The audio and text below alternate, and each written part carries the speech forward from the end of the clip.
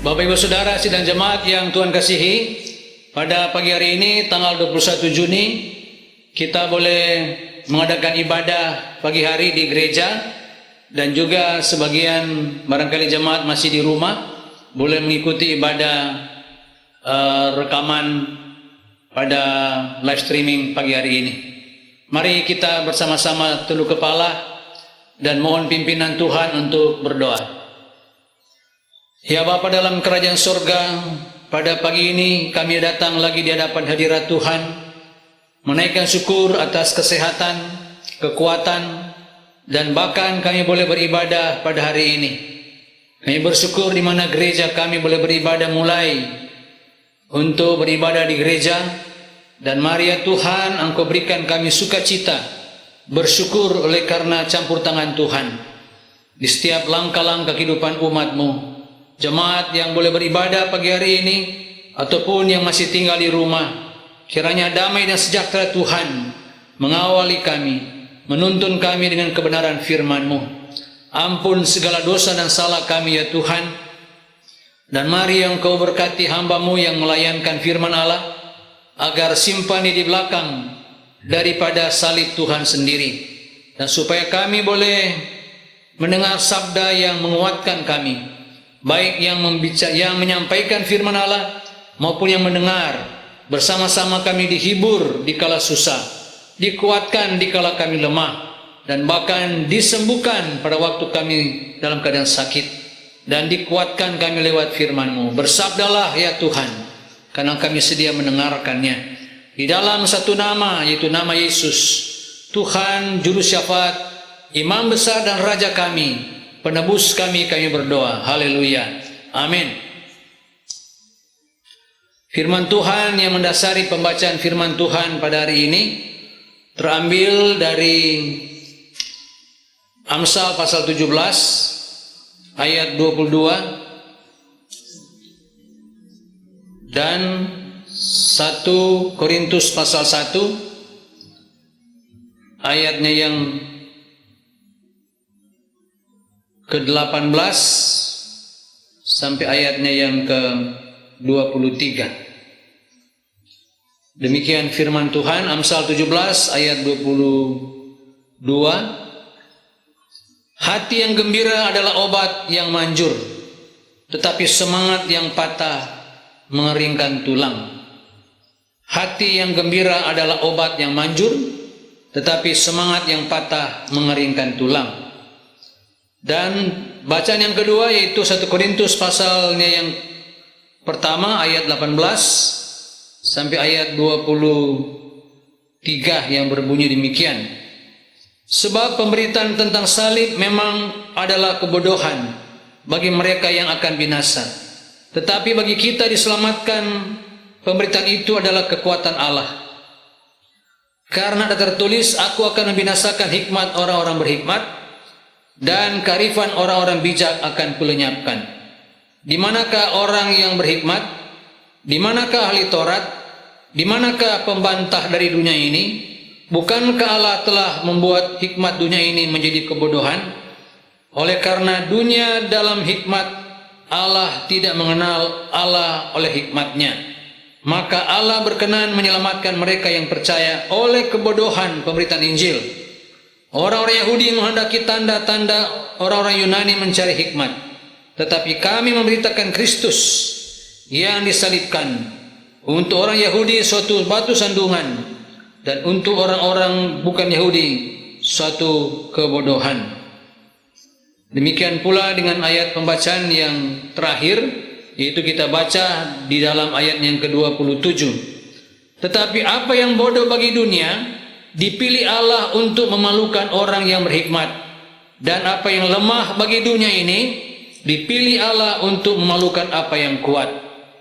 Demikian dia pembacaan firman Tuhan. Kita yang bersyukur yang membaca dan yang berbahagia adalah kita yang membacanya, dan lebih istimewa apabila kita melakukannya dalam kehidupan kita dari hari ke hari. Shalom. Salam sejahtera bagi kita sekalian di pagi hari ini, tanggal 21 Juni, di mana kita boleh kembali berada di rumah kita yang boleh mengikuti ibadah di tempat kita masing-masing. Tema kita pagi hari ini adalah sukacita di tengah-tengah situasi yang tidak bersukacita, atau damai sejahtera di tengah-tengah tidak ada damai, kekuatan di tengah-tengah tidak kekuatan. Nah, saudara, kita boleh beribadah oleh karena kita di tengah-tengah situasi yang kita kenal, yaitu masih pandemi COVID-19. Tapi pada kenyataannya kita sebenarnya memiliki kerinduan untuk seperti Amsal katakan, bahwa hati yang bersukacita adalah kalau kita boleh ada kesenangan, atau hati yang gembira itu merupakan obat. Hati yang seperti apa yang dimaksud oleh Amsal? Itu semua boleh dialami, dinikmati oleh orang yang punya uang. Kalau dia punya uang, dia bisa beli vitamin, dan orang itu bisa memiliki daya tahan, dan dia punya daya tubuh sehingga dia boleh bersukacita. Tapi bagaimana dengan orang yang tidak punya uang? Apakah ada gembira hati mereka? Sesudah ini merupakan bagian yang paradoks bagi orang Kristen. Orang Kristen adalah mereka dihambat, dihimpit, tapi mereka ada sukacita. Di tengah kekurangan, di tengah-tengah kelemahan, ada sukacita dan bahkan ada damai. Itulah yang menjadi perbedaan. Kenapa? Karena orang-orang dunia mereka bisa mencapai itu dengan happiness, yaitu mencari kebahagiaan. Jadi happiness adalah dasar bergantung dari sesuatu yang terjadi hari ini. Jadi happiness adalah what happened today. Apa yang hari ini terjadi, maka mereka senang hari ini. Nah, hari ini ketika mulai dilonggarkan COVID, mulai itu mencari kebahagiaan mulai keluar, sehingga mereka lupa apa yang akan terjadi. Jadi siklus kebahagiaan itu dicapai karena tergantung dari situasi yang ada. Situasi keadaan bisa berubah-ubah. Oleh karena itu happiness yang terjadi hari ini bisa berubah hari ini. Bisa senang hari ini, bisa juga susah hari ini, dan dia bisa mendapat kebahagiaan hari ini. Jadi tergantung apa yang terjadi. Kejadian demi kejadian boleh datang dan pergi. Itulah kebahagiaan. Tetapi kalau sukacita adalah bagian daripada yang ditentukan, sudah pasti. Joy artinya continue, yang ditentukan, yang pasti, yang diharapkan ada kepastian. Jadi kita kenal, kita tahu apa yang akan terjadi di kemudian hari, atau ada destiny yang kita kenal, yang kita tahu bahwa itu adalah kepastian, dan itulah sukacita. Sukacita tidak dapat dibentuk oleh karena perubahan-perubahan, atau bukan terjadi oleh karena hari ini ada pandemi, kemudian dia besok tidak ada, tapi dia terbawa oleh karena keadaan. Tidak, tapi dia tetap bersyukur, tetap dia bersukacita. Kenapa? Karena joyful artinya keluar dari hati yang disebut dengan anugerah Allah yang berdiam, yang sudah menyatu dengan hatinya. Oleh karena itu kita bersyukur kalau kita boleh berada sebagai orang percaya, sebagai gereja. Kita berada bukan oleh karena keadaan situasi kita hilang damai sejahtera kita. Kita hilang kita punya rasa keceriaan, tetapi kita tetap beralam Tuhan. Jadi dengan demikian kita percaya bahwa sukacita itu bukan datang dari daya mampu kita, tetapi Tuhan yang memberikan itu. Oleh karena itu damai sejahtera ku tinggalkan kepadamu. Itu meliputi sukacita, damai sejahtera, dan itu yang merupakan bagian yang sangat penting. So, saudara, ketika satu acara sirkus, ada penampilan binatang-binatang buas yang telah dijinakan oleh para pawang, ada singa, ada harimau, dan semua para penonton berani dekat dengan singa itu karena ada pawangnya. Kemudian tak disangka-sangka, saudara, lampu di lapangan itu mati. Ketika lampu itu mati, maka semua berteriak. Tetapi pawang itu katakan, jangan bergerak, jangan berteriak, jangan membuat sesuatu gerakan yang aneh-aneh. Kenapa? Karena binatang ini bisa memakan. Binatang buas ini bisa menelan atau menggigit siapa yang bergerak. Kenapa saudara? Karena yang tahu adalah pawang mengetahui kalau matanya si singa ini adalah melampaui kegelapan. Justru dia punya mata lebih terang ketika dalam kegelapan. Oleh karena itu, segera pawang itu mengatakan jangan bergerak. Ketika penonton tidak bergerak, maka pawang ini menuntun mereka sehingga mereka kembali ke tempat masing-masing. Kenapa saudara? Karena singa ini punya mata yang luar biasa. Dia bisa melihat dari gelap, melihat apa yang akan terjadi. Demikian pula saudara, bahwa Tuhan kadang-kadang kita tidak sadar bahwa seolah-olah di tengah-tengah kegelapan, di tengah-tengah situasi, seolah-olah Tuhan tidak ada. Di tengah-tengah manusia sedang gelap, sedang mengalami kesulitan, seolah-olah Tuhan tidak melihat kita. Justru kita dilihat oleh Tuhan. Justru Tuhan melihat kita dengan kekuasaannya, dengan kemahatauannya, karena dialah pencipta alam semesta ini, dan dia melihat. Dia tidak tergantung karena gelap atau siang atau ada mata atau tidak ada matahari. Dia bisa melihat gerakan sayang saudara. Saudara kasih dalam, oleh karena itu di tengah situasi seperti ini, Tuhan katakan di tengah-tengah kegelapan, di tengah-tengah situasi seperti begini, kita boleh tenang, dan Tuhan memberikan kepada kita suatu sukacita. Saudara, Martin Luther mengatakan ketika pandemi kejadian tahun 1517, maka Martin Luther mengungkapkan satu perkataan, mengatakan, saya akan menghindari tempat-tempat yang dimana tidak membutuhkan saya. Saya tidak perlu hadir, oleh karena kehadiran saya bisa menterkontaminasikan. Oleh karena kehadiran saya, maka saya akan menjadi korban. Oleh karena itu saudara, dia lebih baik berdiam dan tinggal di rumah daripada dia tidak ada manfaat di tempat yang itu ramai. Tetapi dikatakan, apabila ada tetangga, apabila ada jemaat, apabila ada sesuatu kebutuhan untuk saya dengan iman orang itu, maka harus saya datang dan tolong. Kenapa? Karena saya ada untuk memberikan penguatan. Saudara, ini bagian yang luar biasa. Oleh karena itu, kalau kita boleh ada pada hari ini dengan keadaan seperti ini, apakah kita ada sukacita, ada damai, ada kekuatan? Firman Tuhan katakan bahwa yang kelihatan oleh Allah, yang kelihatan tidak baik oleh Allah, itu menjadi baik. Oleh karena apa? Salib Tuhan ada merupakan kelihatan kebodohan. Salib Tuhan kelihatan sesuatu kegelapan. Justru disitulah kita mendapat kekuatan. Inilah paradoks. Inilah yang Luther katakan, bahwa di dalam salib Tuhan kita boleh melihat Tuhan di dalam segala kelemahan.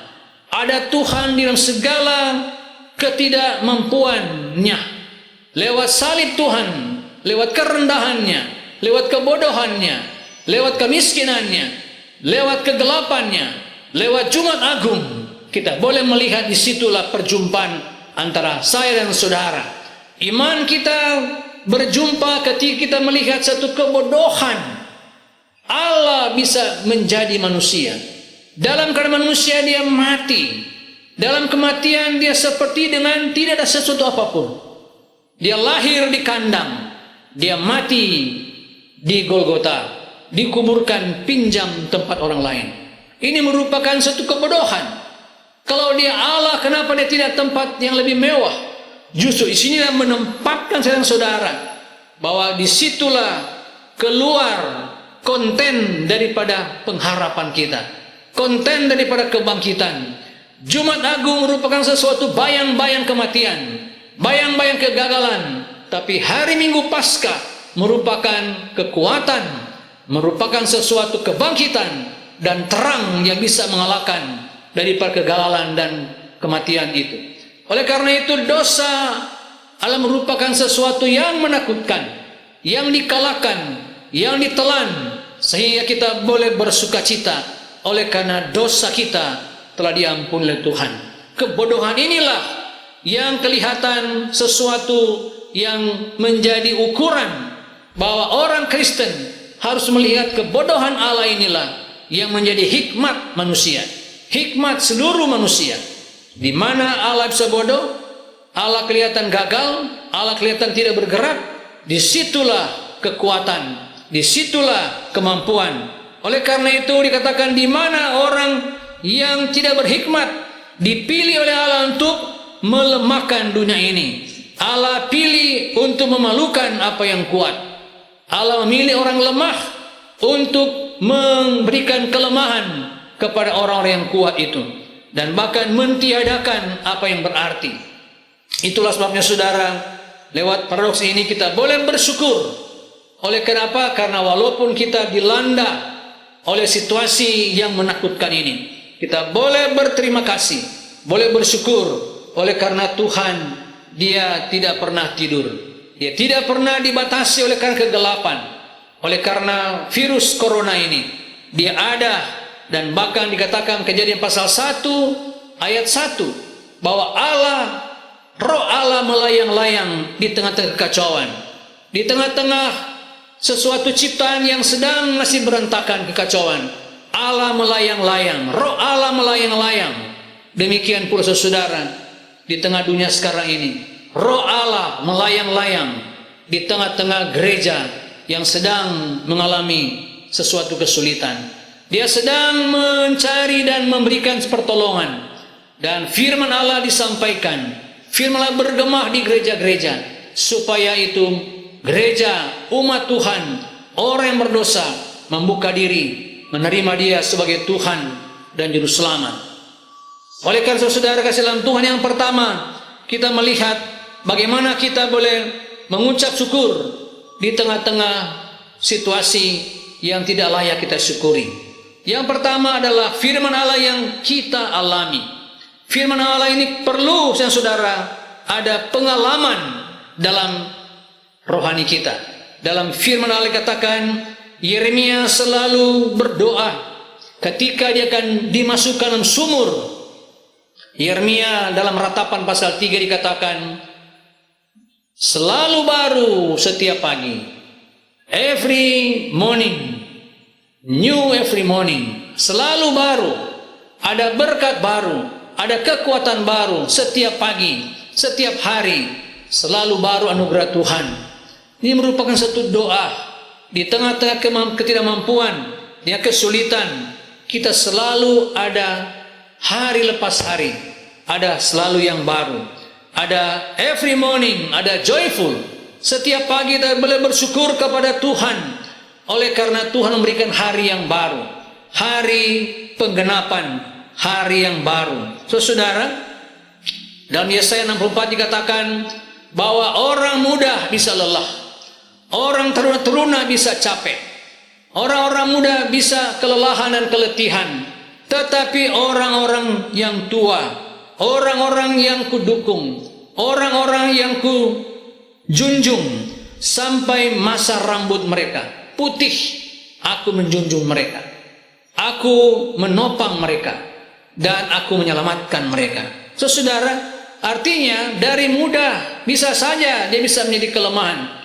Tapi orang yang sudah tua, artinya fisiknya tua, tapi jiwanya, imannya, kekuatan datang daripada Tuhan. Itulah yang dikatakan selalu baru setiap pagi. Karena dari orang-orang muda bisa lelah, tapi orang-orang tua, tenaga mereka, kekuatan mereka bukan berasal dari tenaga yang dari luar, tapi mereka bersukacita adalah tenaga dari dalam, dari iman yang mereka pengalaman, iman dari mereka alami dari hari ke sehari. Sidang jemaat yang dikasih oleh Tuhan, demikian pula yang ketiga, dikatakan firman Allah merupakan sesuatu kemenangan, ada sesuatu joyful victory, ada sesuatu kemenangan dan juga ada kekuatan dalam kemenangan itu. Habakuk katakan dalam pasal terakhir bahwa Habakuk bilang bahwa walaupun sekalipun pohon ara tidak berbuah, sekalipun kambing-kambing di kandang tidak ada, sekalipun tidak ada sesuatu yang dia ambil dari makanannya, tetapi aku berlari-lari dan Tuhan adalah kekuatanku. Sesudah kasih dalam Tuhan, ada kekuatan ketika tidak ada punya apa-apa. Di balik kesengsaraan, ketidakmampuan, kelemahan, ada saja berkat yang boleh kita terima. Ada kekuatan ketika kita dalam keadaan kelemahan. Dia katakan, Habakuk katakan, karena Allah kekuatan kita, maka kita diberikan sesuatu yang supranatural pada waktu kita sedang dalam hidup natural. Allah kita lah yang supranatural, tapi Allah kita lah juga hidup dalam natural. Dia mengenal apa yang kita perlukan, apa yang kita butuhkan, dan Dia akan cukupkan. Dialah Tuhan, adalah Jehovah Jireh. Dia Allah yang mencukupkan dari hari ke hari, Allah yang mencukupi dari waktu ke waktu. Sidang jemaat dikasihi oleh Tuhan, yang keempat adalah kemenangan dalam persekutuan atau joyful in fellowship. Adalah kekuatan persekutuan kita di dalam Kristus. Di dalam Kristus adalah merupakan sesuatu sukacita atau fellowship. Oleh karena itu gereja sampai hari ini senang sekali untuk bersekutu di gereja. Daud mengatakan, aku ingin ke tempat Yerusalem di kota Sion. Aku ingin melihat Sion. Karena Sion tempat hadirnya Tuhan. Barangkali kita mau di rumah, tapi orang mau bertanya kepada pendeta, kapan gereja mulai? Ada sukacita, ada persekutuan, ada fellowship, ada natural rohani yang dibutuhkan dari jemaat. Oleh karena saudara, fellowship merupakan sesuatu interkoneksi dengan Tuhan.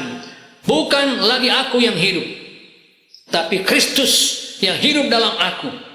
Hidupku adalah hidup Kristus. Demikian pula jemaat dengan Kristus. Sehingga sidang jemaat, artinya pendeta mengatakan sidang itu adalah pertemuan antara Tuhan, pendeta dan jemaat. Itulah sidang jemaat atau assemblies. Artinya Allah itu ada di hadirat jemaat, dan jemaat di tengah-tengah persidangan dengan Allah. Jemaat ada di tengah-tengah persekutuan dengan Allah. Barangkali kalau kita di medsos, kita tidak ada sesuatu persekutuan secara rohani. Tapi kalau kita di gereja, walaupun kita ditutup dengan face shield, tapi kita boleh melihat, mendengar firman Allah. Kita boleh bersekutu, kita boleh senyum, dan ekspresi kesaksian kita boleh melihat langsung dengan pendeta, dengan jemaat, keluarga, dan sesama saudara dengan jemaat yang lain. Itulah fellowship, persekutuan antara suami istri, persekutuan antara anak-anak. Jadi sehingga kita boleh bersyukur oleh karena gereja itulah persekutuan yang dikatakan oleh Paulus, hidupku bukannya aku lagi. Artinya di dalam aku dan engkau ada persekutuan internal. Kenapa? Karena dia masih memberikan waktu buat saudara. Raja Hizkia ketika dia berkuasa, kemudian dia sakit, kemudian dia sedang ditunggu oleh Tuhan, umurmu hanya sampai sekian tahun. Hizkia minta, oh Tuhan tolong. Oh Hizkia berdoa kepada Tuhan, Tuhan yang kau memperpanjang umurku, agar supaya persekutuanku dengan Tuhan terus langgeng. Ayat Tuhan tambahkan umur 15 tahun, sekian tahun lagi, dia perpanjang puluhan tahun lagi. Dan apakah perpanjangan tahun itu dia bebas lagi? Dia boleh berbuat dosa? Dia boleh sembarangan hidup? Tidak, saudara. Hizkia mengatakan, aku ingin membuat sesuatu dengan Tuhan, membuat rancangan yang terbaik dengan Tuhan. Dia mau membuat apa yang engkau perbuat, aku perbuat ya Tuhan. Akhirnya diperbuat satu apa? Terowongan, membuat satu saluran air sampai di kota Siloam. Oleh karena itu di Yerusalem ada air yang sampai di bawah tanah, sampai di kolam Siloam. Dan tempat itulah tempat yang dibuat oleh Hizkia. Hizkia dia menyambut kehadiran Tuhan Yesus. Dia hadir di situ. Dia mengadakan kesembuhan. Puluhan tahun orang-orang terikat oleh karena dosa akibat daripada Siloam yang dibuat oleh Hizkia. Allah hadir. Jemaat dikasih oleh Tuhan, setiap hidupnya saudara ada rencana Allah, ada waktu Tuhan, ada kesempatan Dia berikan buat saudara. Saya tidak tahu berapa panjang yang Tuhan berikan buat kita hidup, tapi Dia berikan makna supaya kita boleh berbuat apa yang Tuhan kehendaki untuk kita berbuat. Kita minta sama Tuhan, Tuhan, apa yang Kau perbuat untukku? Karena Tuhan memperpanjang hidupku, umurku, waktuku. Aku mau Tuhan Kau pakai supaya hidupku ini bukan aku lagi, tetapi hidup oleh karena Kristus. Walaupun aku hidup sampai hari ini, aku mau berbuah. Filipi pasal 1 katakan, jikalau aku hidup, aku mau berbuah. Aku mengeluarkan buah-buah yang baik. Aku mau berusaha melayani pekerjaan Tuhan. Aku mau berbuat sesuatu untuk profesi, untuk pelayanan, dan bahkan untuk memuliakan Tuhan. Saya tidak tahu berapa lama, berapa panjang waktumu yang Tuhan berikan buat saudara, sehingga kita boleh mengatakan, oh biarlah kalau sudah lepas pandemi ini, kita kembali boleh berjalan-jalan, boleh berfoya-foya. Saudara, kalau bukan Tuhan memberikan engkau sampai hari ini, maka engkau tidak bisa berbuat apa-apa. Oleh karena saudara, biarlah kita sekalian boleh mengucap syukur dan boleh mengeluarkan satu kata seperti Amsal katakan, dalam hati yang senang, dalam hati yang bersukacita, itulah obat. Obat dari mana saudara? Satu-satunya obat ada daripada Dia, daripada Tuhan yang mengobati dosa kita, yang mengampuni segala kelemahan kita. Dan itulah ini katakan, disitulah darah Yesus yang tercurah di Bukit Golgota. Dan kita mau datang, kita mau hadirkan Dia di tengah-tengah keluarga, di tengah sidang jemaat. Tuhan, mari Engkau hadir, penyembuh kami, penguat kami, penghibur kami, supaya di tengah-tengah situasi seperti begini, kami mau datang berlutut, berdoa, dan bersyukur. Oleh karena sukacita datang daripada Dia. Sukacita Allah menjamah saudara pada pagi hari ini. Terpujilah Tuhan. Tutup mata, lipat tangan, kita berdoa. Bapa dalam sorga, pagi hari ini, dengan tangan-Mu yang berlubang paku, Engkau menjamah mereka yang sedang mengikuti ibadah pagi hari ini. Apakah mereka di rumah atau mereka di tempat-tempat tertentu, dalam pembaringan, dalam sakit, dalam kelemahan, dalam kekurangan, Tuhan Engkau tolong mereka. Hadirkan damai sejahtera dan sukacita, sehingga mereka boleh mengalahkan segala sesuatu dengan damai dari Tuhan. Anugerah Allah ada include dengan sukacita, damai, kesembuhan, kekuatan, kelimpahan, dan bahkan ada perdamaian di tengah situasi antara suami, istri, anak-anak, dan keluarga-keluarga yang lain. Dan bahkan bisnis saudara akan diberkati oleh Tuhan. Terima kasih Bapa. Lanjutkanlah firman Allah-Nya Tuhan. Suara hamba-Mu telah berhenti. Biarlah suara Roh Kudus terus bergema menjadi berkat. Baik yang mendengarkan firman ini melalui live streaming, direkam dan dilanjutkan lewat Facebook, lewat WA, dan lewat sarana-sarana yang lain, agar dapat menjangkau jiwa-jiwa, sehingga mereka dapat terselamatkan lewat firman-Mu. Dengar sambut doa kami ya Bapa, dalam nama Yesus. Kami berdoa untuk pemerintah bangsa negara kami, dari Sabang sampai Merauke, dari ujung Miangas sampai Pulau Rote. Kiranya bungkus tutup dengan damai dan sukacita. Dan mari Bapa Engkau berkati Presiden dan istimewa tim kabinetnya, dan bahkan kabinet kesehatan, para dokter yang sedang menangani akan pandemi COVID-19 ini, agar mempercepat para dokter menemukan vaksin atau obat-obat, sehingga ya Tuhan, mereka yang terpapar dapat pulih kembali dan ekonomi berjalan seperti biasa, dan damai kasih Allah ini menjadi berkat buat bangsa, rakyat kami. Terima kasih Tuhan. Kami berdoa untuk gereja kami di tempat ini. Engkau juga berkati mereka yang beribadah di rumah ataupun di gereja. di kota-kota, di desa-desa, di pedalaman. Engkau juga berkati hamba-hamba Tuhan, pendeta-pendeta yang melayankan firman Allah, agar mereka tetap tegar memberitakan salib Tuhan, memberitakan tentang Kristus yang akan datang kedua kali untuk memberikan keselamatan, menyempurnakan pekerjaan Allah di muka bumi ini. Ini doa kami ya Tuhan, berkati gereja-gerejamu dan berkati jemaat yang sedang di tengah-tengah pergumulan, di tengah-tengah kelemahan. Engkau juga hadir bersama-sama dengan mereka. Sempurnakan doa syafaat kami ini ya Tuhan, dengan doa yang pernah Engkau ajarkan kepada kami berdoa bersama-sama. Ya Bapa kami dalam sorga, dikuduskan namamu, datanglah kerajaanmu, jadilah kehendak-Mu di bumi seperti di sorga. Berikanlah kami pada hari ini makanan kami yang secukupnya, dan ampunilah kami akan kesalahan kami, seperti kami juga mengampuni orang yang bersalah pada kami. Dan jangan bawa kami dalam pencobaan, tetapi lepaskan kami pada yang jahat, karena Engkau yang punya kerajaan dan kuasa dan kemuliaan sampai selama-lamanya. Amin. Puji nama Tuhan, demikian ibadah kita telah selesai. Kiranya sukacita Allah di hari Minggu ini menjadi berkat buat kita sekalian, baik di rumah atau dimanapun kita berada. Saya Pendeta Iwan Tangka mengucapkan terima kasih. Selamat hari Minggu, Tuhan memberkati kita sekalian. Haleluya.